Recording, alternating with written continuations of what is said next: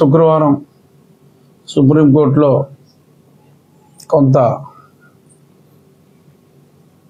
కొన్ని ఆర్గ్యుమెంట్స్ జరిగినాయి. మరి నిన్న అనుకున్నది మళ్ళీ ఈ రోజుకు వాయిదా పడి ఈరోజు ఉదయం ఆనరబుల్ జస్టిస్ గవాయ్ గారు, విశ్వనాథన్ గారు ఒక చక్కని తీర్పుని ఇచ్చారు. ముఖ్యమంత్రి గారు కూడా ఆయన అభినందనలు ఆ తీర్పు పట్ల హర్షం వ్యక్తం చేశారు. ఆ తీర్పు ఏమన్నారు అంటే, అందరికీ కూడా మరి ఎటువంటి కామెంట్లు చేయడానికి అవకాశం లేకుండా ఒక రాష్ట్ర ప్రభుత్వమే నియమించింది అంటే అది ఇండిపెండెంట్ ఏజెన్సీ అయినప్పటికీ కూడా మరి రాష్ట్ర ప్రభుత్వం పోలీసులు వాళ్ళ విలువని మరి గత ప్రభుత్వంలో చాలా దారుణంగా పోగొట్టుకున్నారు. సో మరి అందుకని బహుశా అయ్యుండొచ్చు ఒక మంచి తీర్పుని. అఫ్కోర్స్ సుప్రీంకోర్టు ఏ తీర్పు ఇచ్చినా మంచిగానే ఉంటుంది. అయినా అందరికీ ఆమోదకరంగా ఉండే విధంగా ఇద్దరు సిబిఐ నుంచి, ఇద్దరు రాష్ట్ర ప్రభుత్వం నుంచి, అలాగే ఒకరు ఫుడ్ సేఫ్టీ అథారిటీ నుంచి, అంటే అది కేంద్ర ప్రభుత్వ సంస్థ, ఆ ఫుడ్ సేఫ్టీ అథారిటీ నుంచి ఒకరిని, ఈ ఐదుగురితో కలిసి ఒక సిట్ ఏర్పాటు చేసి దాని మానిటరింగ్ మళ్ళీ సిబిఐకే అప్పచెప్పడం జరిగింది. సిబిఐలో మేబీ ఒక జాయింట్ డైరెక్టర్కో లేకపోతే సిబిఐ డైరెక్టర్ కూడా పర్సనల్గా మానిటర్ చేయమని చెప్పచ్చు. బట్ ఏదైనా ఈ కల్తీ అనేది ఏ స్థాయిలో జరిగింది, ఎప్పుడు జరిగింది, జరిగిందా లేదా అనే దాని మీద కూలంకషంగా, కాకపోతే సమయం పట్టవచ్చు. ఎందుకంటే అంత ఈజీగా అంటే ఎంతోమంది సాక్షులతో మాట్లాడాల్సి వస్తుంది. సో ఇవన్నీ ఉంటాయి కాబట్టి మనం సుబ్రహ్మణ్య స్వామి గారు కూడా ఏదో ట్వీట్ ఇచ్చారు, వీళ్ళ రిపోర్ట్లన్నీ వచ్చే వరకు మనం వెయిట్ చేయాలి అని. ఎందుకంటే ఆయనే ముందు సుప్రీంకోర్టుని అప్రోచ్ అయింది. ఆయనతో పాటు ఆయన స్నేహితుడైన మాజీ చైర్మన్, ప్రస్తుత ఎంపీ సుబ్బారెడ్డి, ఇంకెవరో పత్రిక ఎడిటర్, వీళ్ళందరూ కూడా యాడ్ అవ్వటం జరిగింది. సుబ్బారెడ్డి గారు తన పొలిటికల్ ఐడెంటిటీని చెప్పకుండా కేవలం ఏదో ఉట్టుట్టి సుబ్బారెడ్డిగా మరి ఆయన చెప్పినందువల్ల కోర్టు అంటే అక్షంతలు, అంటే సాక్షి భాషలో చెప్పాలంటే అక్షంతలు వేసినట్టు, మామూలుగా అయితే కోర్టు మందలించినట్టుగా మనం భావించవచ్చు.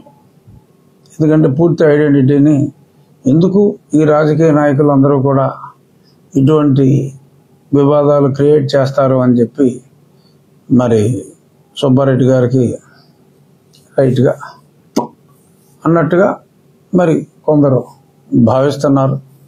ఏదేమైనా అద్భుతం. ప్రజలు తెలియజేసేది ఏంటంటే, ఇప్పుడు అద్భుతమైన ఎక్కడ ఎటువంటి కల్తీకి అవకాశం లేని వ్యవస్థ, అంటే గతంలో జరిగింది అని నేను స్పెసిఫిక్గా ఒకసారి కోర్టు తేల్చమన్న తర్వాత ఎవ్వడూ కూడా ఇంకా ఆ లడ్డూ గురించి, ఆ కల్తీ గురించి, గతంలో దాని గురించి మాట్లాడటానికి లేదు. నిజ నిర్ధారణకి ఒకటి కమిటీ వేసిన తర్వాత, ముఖ్యమంత్రి గారు ఆహ్వానించిన తర్వాత ఆ సంగతి వదిలేద్దాం, మర్చిపోదాం. ఇప్పుడు ఫుల్ ప్రూఫ్ సిస్టమ్ ఉంది. గతంలో ఉందా లేదా అని నేను మాట్లాడతాను, ఉండొచ్చు.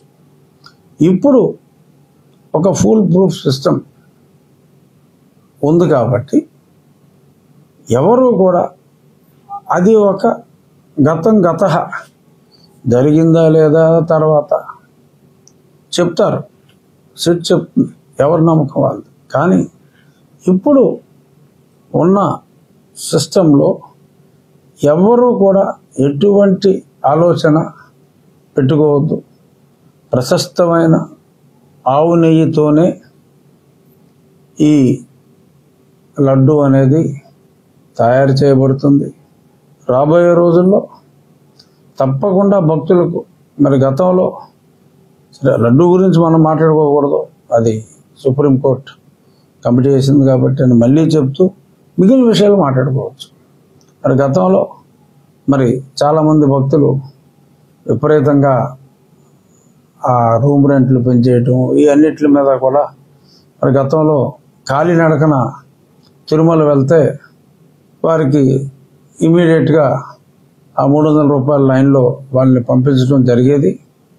మరి కరోనా టైంలో మరి దాన్ని ఆపారు, అంతే కదా, కరోనా టైంలోనే ఆపారు కదా. మరి ఇప్పుడు కరోనా పూర్తిగా పోయింది, కరోనాని లెక్క చేసే పరిస్థితి లేదు, వచ్చినా కూడా అన్ని మందులు ఉన్నాయి.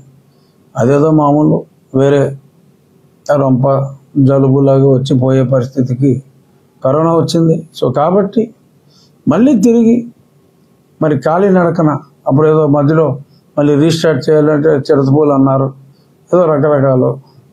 సో ఇలా కొంత కాలినడకన వెళ్ళే భక్తులకి కొంత డిస్కరేజ్ చేశారా అనే అనుమానం అయితే వచ్చింది. చేశారా లేదో, ఎందుకంటే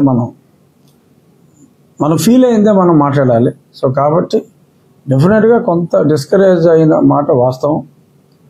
సో కాబట్టి మళ్ళీ తిరిగి మరి నూతనంగా మరి కొత్త కమిటీ కూడా మరి చంద్రబాబు నాయుడు గారు దసరాలు మొదలైనవి కాబట్టి దసరా తర్వాత వేయచ్చు, అందరూ 4 రోజుల క్రితం కాసేపట్లో వచ్చేస్తుంది, కూసేపట్లో వచ్చేస్తుంది అన్నారు. మరి ఈ వ్యవహారం ఇలా ఉన్నప్పుడు కొంత ఆలస్యం అయిండొచ్చు.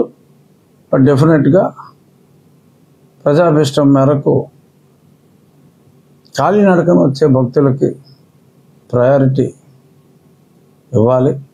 మరి ఆ గతంలో ఉన్న విధానాన్నే మరి పునరుద్ధరిస్తారు. భక్తులకు మరిన్ని సౌకర్యాలు కలిగించటం, మరి కేవలం భక్తి తప్ప మరి ధనవంతులు కాని వాళ్ళు దర్శించుకోలేని పరిస్థితి కూడా ఉండకూడదు.